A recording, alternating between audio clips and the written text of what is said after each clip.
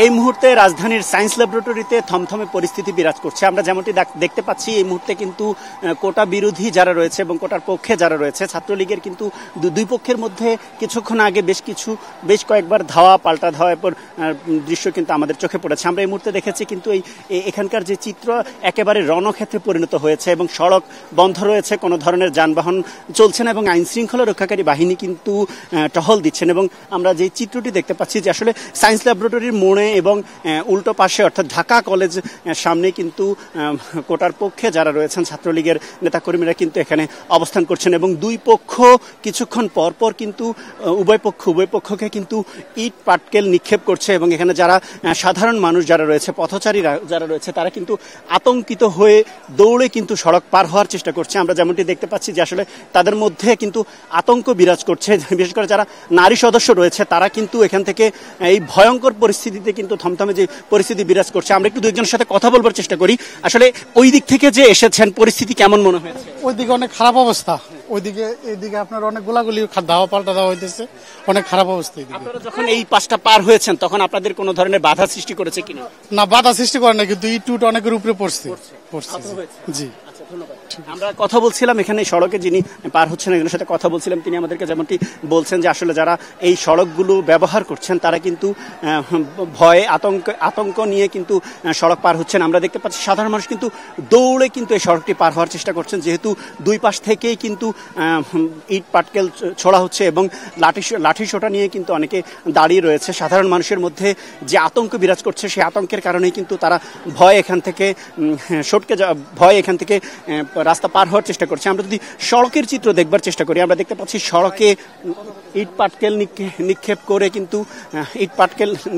কিন্তু পরিস্থিতি একেবারে থমথমে তৈরি করেছে, যে কারণে কিন্তু যানবাহন চলাচল বন্ধ রয়েছে এবং আমরা দেখতে পাচ্ছি কিছুক্ষণ পর কিন্তু দুই পক্ষ একেবারে সামনাসামনি অবস্থানে যাচ্ছে। এই মুহূর্তে আমরা দেখতে পাচ্ছি কোটা বিরোধী আন্দোলনকারী যারা রয়েছে তারা কিন্তু এই মুহূর্তে অগ্রসর হচ্ছে, অর্থাৎ ঢাকা কলেজের দিকে ধীরে ধীরে এগিয়ে আসছে এবং ঢাকা কলেজের যারা কোটার পক্ষে যারা আন্দোলন করছেন অর্থাৎ প্রতিহত করবার চেষ্টা করছেন তারা কিন্তু লাঠি সোটা নিয়ে কিন্তু দাঁড়িয়ে রয়েছে এবং প্রত্যেকটি পয়েন্টে তারা লাঠি সোটা নিয়ে পাহারা দিচ্ছে। এতে করে এখানে যারা সাধারণ পথচারী রয়েছে তাদের মধ্যেও কিন্তু একটি আতঙ্ক বিরাজ করছে, যে বিষয়টি আমরা বারবার বলছি। এবং যেহেতু এই সড়কগুলোতে যানবাহন একেবারে চলাচল বন্ধ রয়েছে সে কারণেই কিন্তু মানুষের মধ্যে একটি ভোগান্তি তৈরি হয়েছে। ভোগান্তির পাশাপাশি ভীতিকর পরিস্থিতিও কিন্তু আমরা লক্ষ্য করেছি এবং আমরা এই মুহূর্তে দেখতে পাচ্ছি কিন্তু কোটা বিরোধী যারা রয়েছে তারা আস্তে আস্তে কিন্তু সামনে আগানোর চেষ্টা করছেন এবং তারা এখান থেকে কিন্তু ইট পাটকেল নিক্ষেপ করছেন।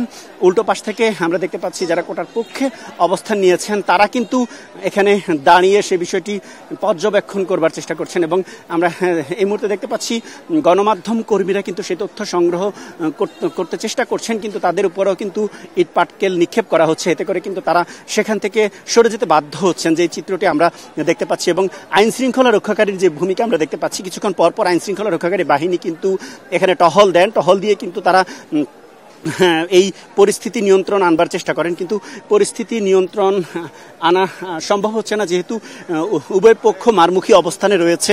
যেই চিত্রটি আমরা দেখতে পাচ্ছি মূলত এই মুহূর্তে আমরা ঢাকা কলেজের সামনে এবং নিউ মার্কেটের যেখানে কোটার পক্ষে যারা অবস্থান রয়েছে তাদের চিত্র আমরা দেখেছি। পাশাপাশি আমরা দেখেছি কোটা বিরোধী যারা আন্দোলনকারী রয়েছে তারাও কিন্তু সায়েন্স ল্যাবরেটরিতে অবস্থান করছে। দুই পক্ষের মারমুখী অবস্থার কারণে কিন্তু এখানে যারা সাধারণ পথচারী রয়েছেন অর্থাৎ এই সড়ক ব্যবহার যারা করছেন তাদের মধ্যে কিন্তু একটি ভয়ঙ্কর পরিস্থিতি সৃষ্টি হয়েছে এবং সড়ক একেবারে ফাঁকা রয়েছে এবং সড়কের মাঝখানে আমরা দেখতে পেয়েছি কিন্তু ইট পাটকেল নিক্ষেপের পর সেটি একটি রণক্ষেত্রে পরিণত হয়েছে। তো এই ছিল আমার কাছে এখান থেকে সর্বশেষ তথ্য।